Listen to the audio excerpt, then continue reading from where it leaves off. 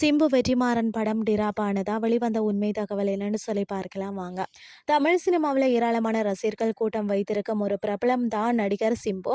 இவர் நடிப்புல சமீபத்தில் மணிரத்னம் இயக்கத்தில் தக் லைஃப் திரைப்படம் வெளியானது. இந்த படத்துல கமல், திரிசா, அபிராமி உள்ளிட்ட ஒரு நட்சத்திர பட்டாளமே நடித்து வெளிவந்த இந்த படம் ரசிகர்கள் மத்தியில எதிர்பார்த்த வரவேற்ப பெறலன்னு சொல்லலாம்.